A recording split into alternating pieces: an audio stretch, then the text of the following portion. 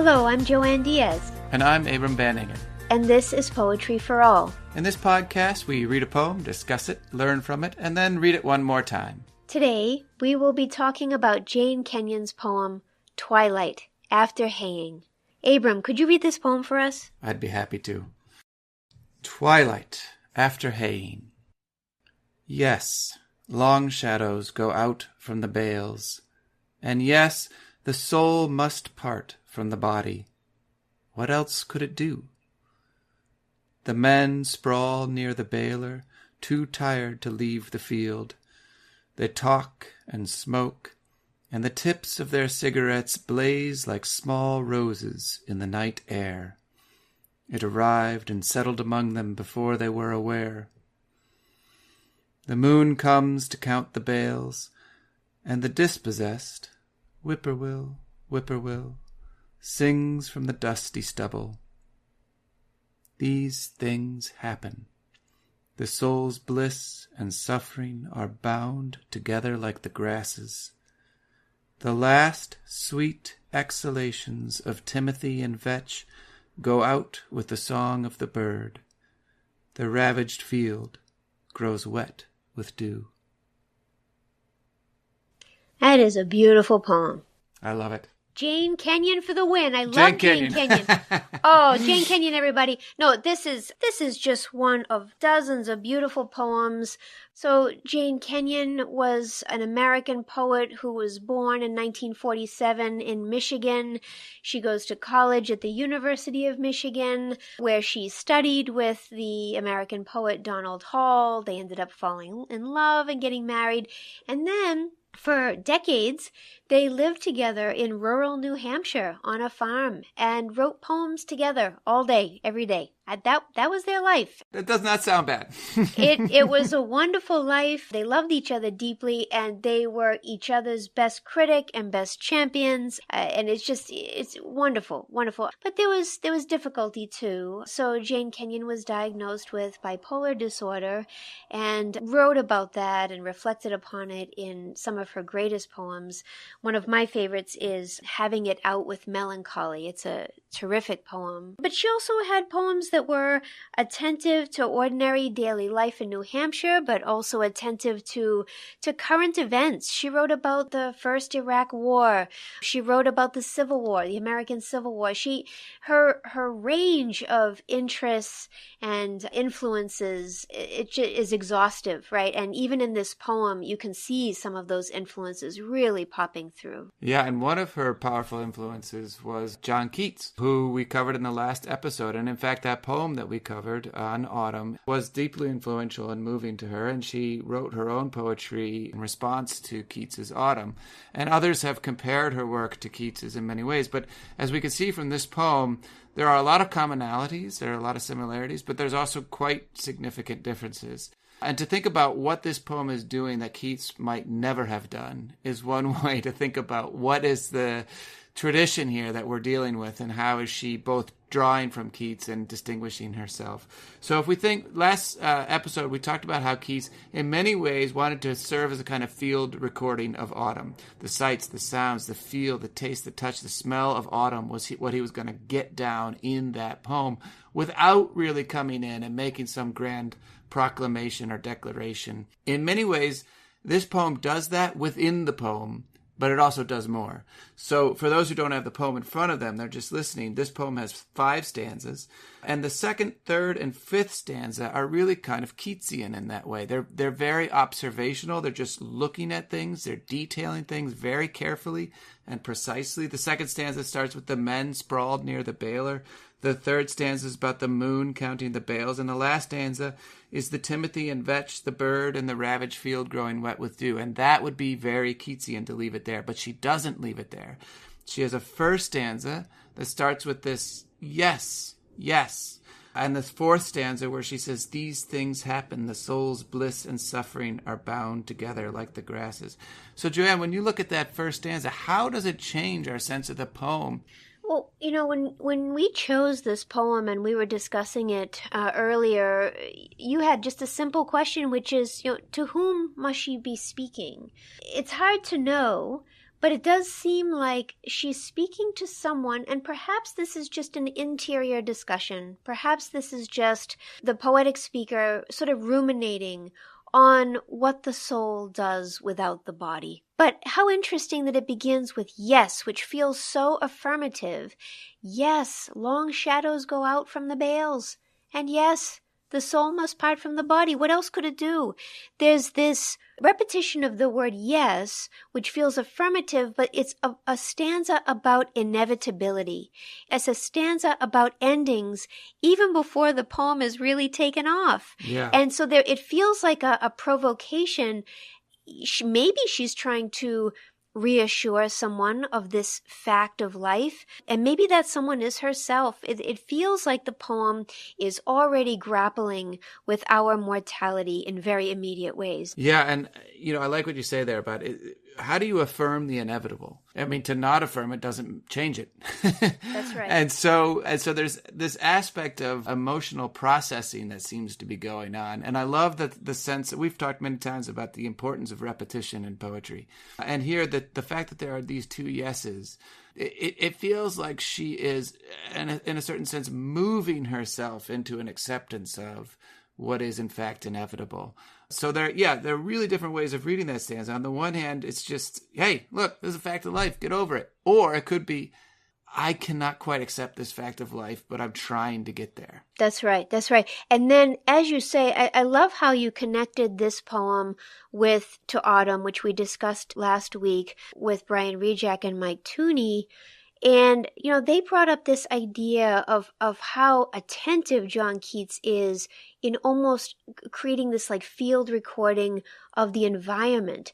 And we spent a lot of time talking about the world without us. Yes. But this is, in many ways, this is a world with us. So after that sort of exclamatory question of, well, what else can we do? What else can the soul do without the body? She then transitions to the second stanza. The men sprawl near the baler. How interesting that they're sprawling, too tired to leave the field. What I love about that sentence, that first sentence of the second stanza, is that she's focusing on the presence of humans in this landscape and their labor. They're the ones that are exhausted. This isn't automated or mechanized, repetitive baling of the hay. There's the suggestion that they did hard work. Yes, she's really being sensitive to the environment, but also the people and the labor that are in that environment. We were talking before about the sense of painterliness that she has, that she's in some ways a very precise painter. And here you get this enormous sort of scene of a field, and yet she is very carefully putting the tips of the cigarettes into the painting itself. And the same thing happens in the next stanza. The moon comes out to count the bales. I mean, how much bigger can you get? This cold, distant, calculating moon counting bales. And then what does she do? She zeroes in on the bird, the one bird among the dusty stubble that is singing. That's where our attention focuses next. I'm intrigued by that word dispossessed, and how still against that dispossession the bird continues to sing. I mean, one of the things I notice about that dusty stubble is it's another place where the imagery of death is linked throughout this poem. So there are these sort of, you could almost think of them as baskets of images about life and baskets of images about death, and she's sort of balancing them against each other. So you've got cigarettes on the one hand and roses on the other hand. The night air is coming, but things are blazing against it. The moon, which feels very cold and distant, is there, but then you've got this bird singing, and then you have this dusty stubble, which on the one hand, both images of death, right? So stubble, of course, is what remains, and then the dust, from dust you are, to dust you will return. And yet at the end, all of that is wet with dew. And what you have are timothy and vetch, which are basically wheat and tares. And the tares themselves are a kind of cover that replenishes the ground and makes it ready for the next season. Yeah, so there's a cyclical quality to everything that she's describing. And whether she is feeling an internal struggle as she meditates upon this or not, again, that inevitability is what completes the poem. This language of this poem feels very accessible to me. I feel like I know what each of the words means, but that doesn't mean that I actually am right. Yeah. Right. So for me, I looked up the word bale because I think I know what that means. It's a bale of hay. It's a like a tightly bundled package of hay. But bale can also mean injury or harm or suffering or grief. And it seems really useful for her to have chosen bales of hay to be sort of the guiding metaphor for this poem, especially when we look at that second to last stanza. So she looks at the moon, comes to count the bales, and the dispossessed sing from the dusty stubble. And then look at that second to last stanza. These things happen. The soul's bliss and suffering are bound together like the grasses. It helps me as a reader to know that a bale is not just bound, but tightly bound. And the tightness of that binding of bliss and suffering, that is the human condition. And even as you're talking about it, you can tell how she's binding the poem together with the sounds that she's using. So bale, bliss, bound, these words come together. So she is playing with sound in a way that makes sense of the poem itself. One way you read a poem and you just think, oh, that's good. That's just a good poem. But then what makes it good? How come it works? Just listen to the way that she's playing with sounds in the second stanza.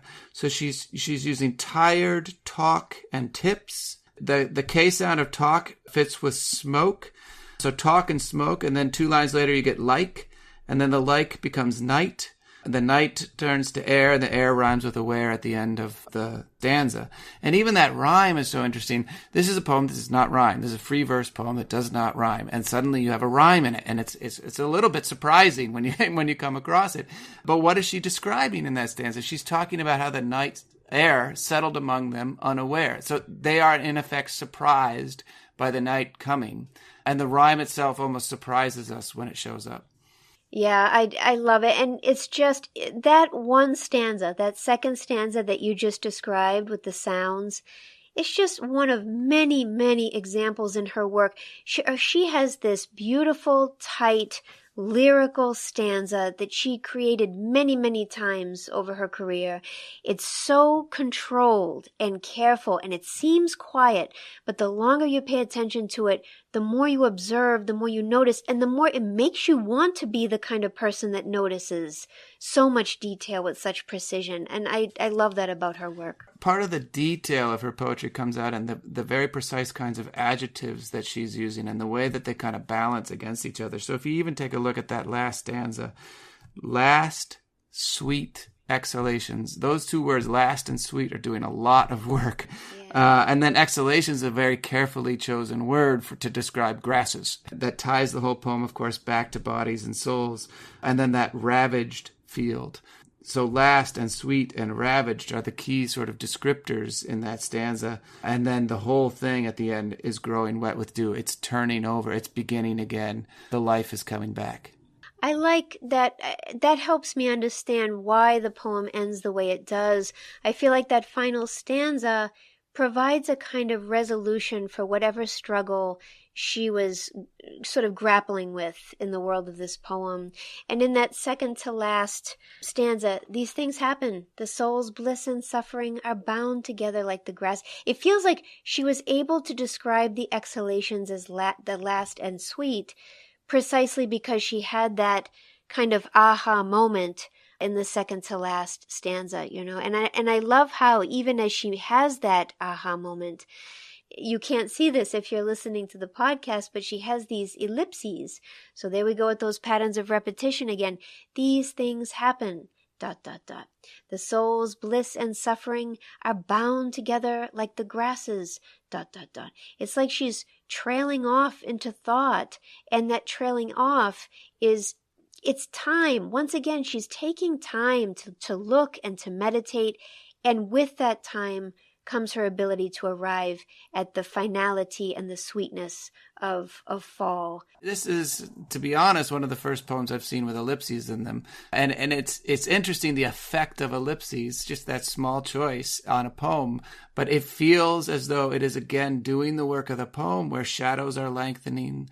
The soul is very gradually departing from the body. The night is very gradually setting amongst them.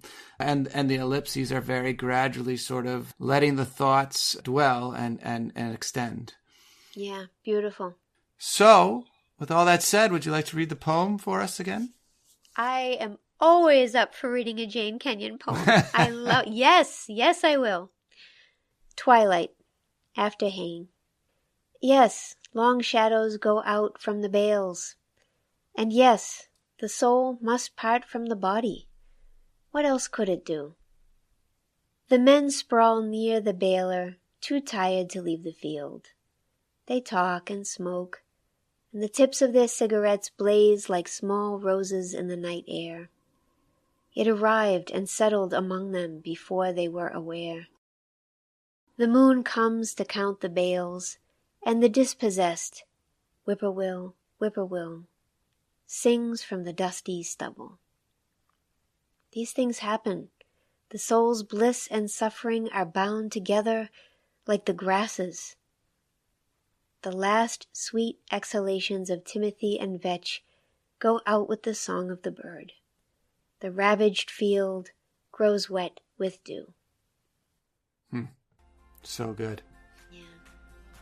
For more information about Jane Kenyon, please visit our website at poetryforall.fireside.fm.